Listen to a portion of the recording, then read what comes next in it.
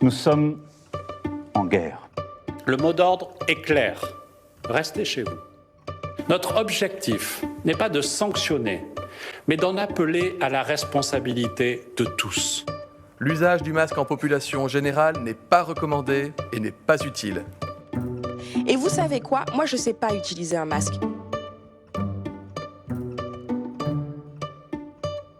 Comme si au fond la vie n'avait pas changé.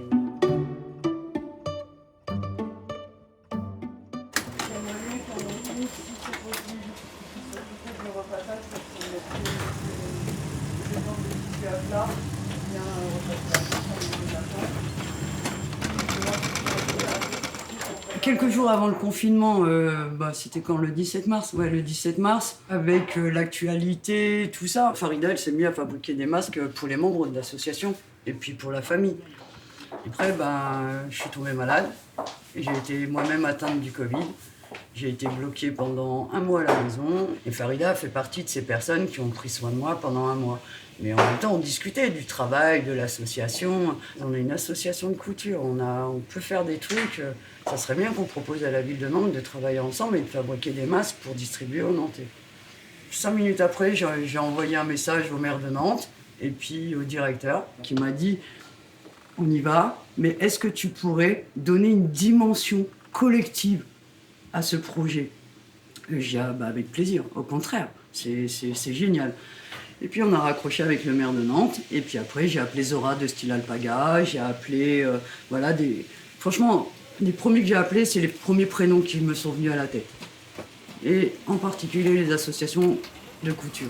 Le DRAC, notre bâtiment où est l'association, est ouvert 2 jours par semaine, donc on tourne avec l'équipe et on tourne en groupe sur les bénévoles. Donc on les a sollicités déjà par téléphone et ensuite on a fait un roulement.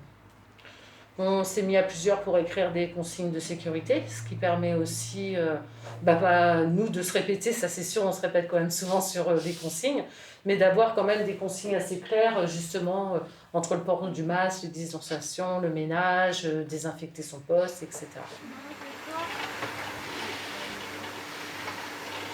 Marion, tu peux porter le masque, s'il te plaît? Raoul.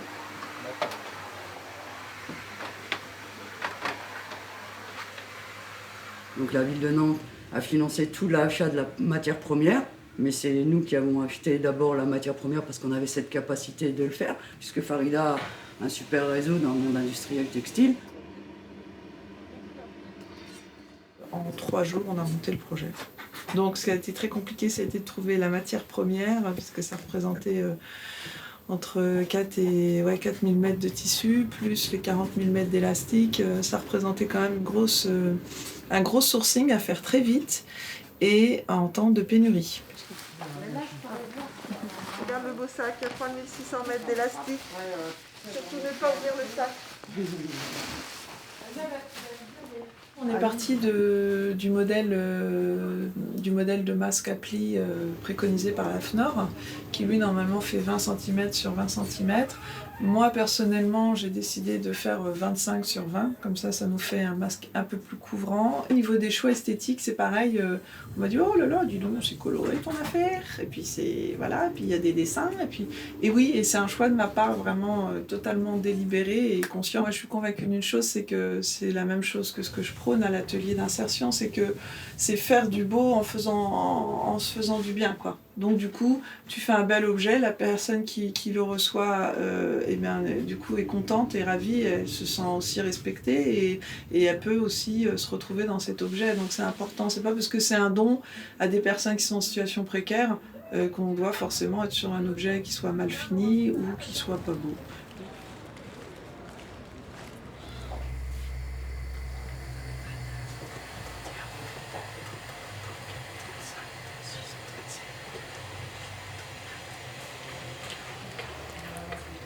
Je te mets du fil clair, d'accord? Merci. Bah oui, parce qu'ils sont clairs. Et arrêtez de me dire merci, c'est vous qui avez travaillé. Ah aussi, merci quand même. Merci de nous les donner pour travailler.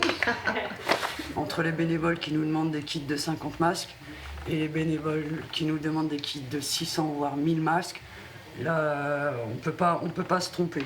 Donc là, par exemple, c'est Charline qui nous a contactés qui est bénévole particulière, une habitante de Nantes, et qui nous a dit qu'elle pouvait faire 100 masques pour le collectif.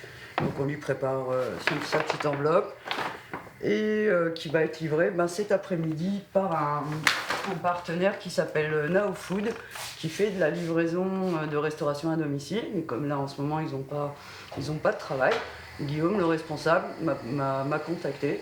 Il m'a dit mon équipe est à votre disposition pour la livraison. Il livre tous les bénévoles sur Nantes. En dehors de Nantes, on se débrouille autrement.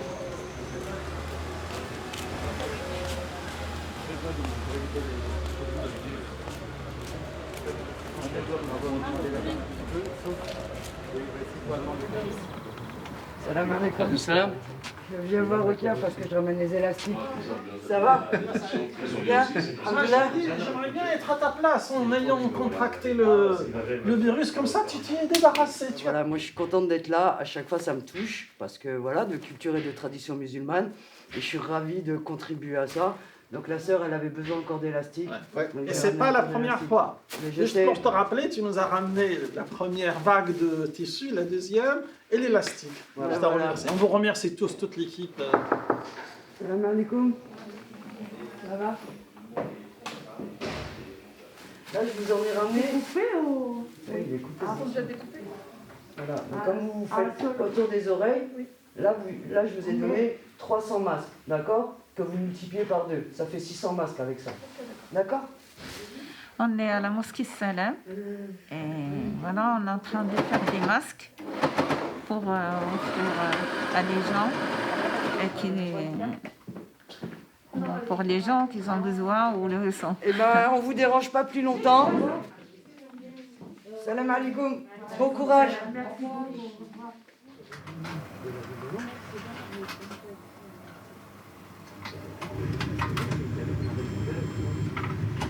Attends, faut que tu places ton dessous. Ah oui. Alors, faut vraiment que tu le places bien au bout, tu vois. T'en as plus à attacher Familial, ah oui. Voilà, c'est ça.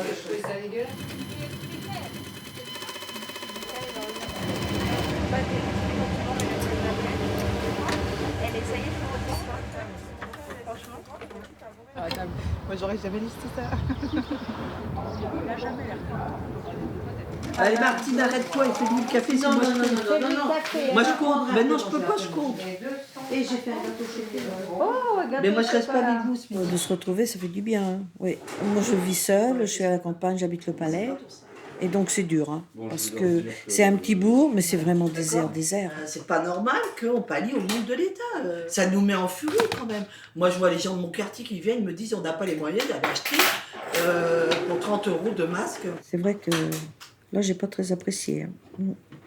Profite, tout augmente. Je crois pas qu'ils ont perdu beaucoup parce que ils ont toujours été ouverts. Quand j'achète quelque chose, je suis devant le rayon, je dis, c'est ma fille qui m'a transmis ça, cette petite phrase. Est-ce bien nécessaire? Et après, au bout de 3 secondes, je dis, mais attends, c'est encore une connerie de plus. Il faut reconnaître, on est rentré dans la société de consommation. Hein. On a acheté les shampoings à tout faire, on a acheté la lessive toute faite, on se posait pas de questions. Tout le monde, quand même. C'était le bénéfice d'avoir les machines à laver, la libération de la femme, on est rentré dedans. Puis tout d'un coup, on se réinterroge. Et c'est ça qui est intéressant. Il y a un retour à quelque chose de nature, tout ça, et je trouve que là encore, il faut qu'on soit prudent dans nos propos parce que c'est une réalité pour pas grand monde. Hein. Je trouve qu'il faut être prudent. Et que c'est un peu la porte ouverte à tout le monde dire un peu tout ce qu'il pense, son introspection. Putain, faire une introspection, c'est un luxe. Hein. Un paquet de gens pour qui faire son introspection pendant le confinement, c'est pas une réalité. Hein. Pardon, mais... C'est comme moi, je pense aux femmes avec qui on a parlé, qui s'occupent de leurs enfants, qui... En fait, juste le retour à l'école, ça va être... Alors, ça aussi, c'est tout à fait contestable, mais le retour à une activité normale, ce sera leur liberté aussi, quoi.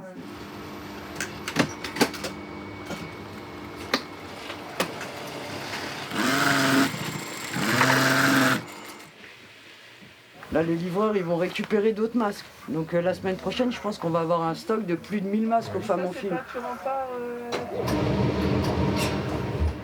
C'est à nous, ceux-là, ceux qu'on fabrique là, c'est à nous de voir à qui on les donne, à qui on distribue. Mais on peut donner à des associations, tu vois. Sur les choix de distribution, en fait, chaque association partenaire est définie et reconnue comme lieu de distribution. Et comme la plupart sont sur les quartiers populaires, ils se sont rapprochés des équipes de quartier et puis des autres associations qui font de la distribution alimentaire.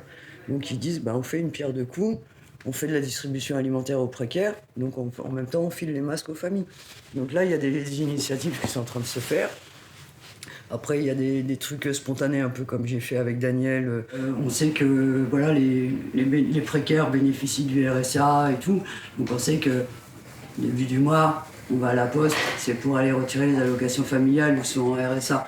Donc pour moi, c'était que des bénéficiaires, en tout cas de ces masques. Donc on est sorti, on a livré et puis on a donné à chaque personne le nombre de masques pour équiper la famille en fait.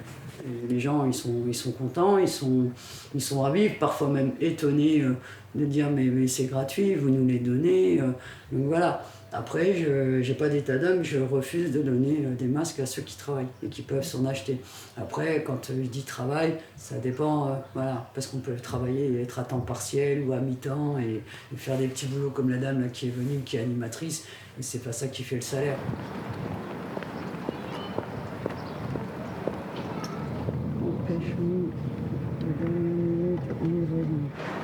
Allô, on est devant la Suna. Ah, ok.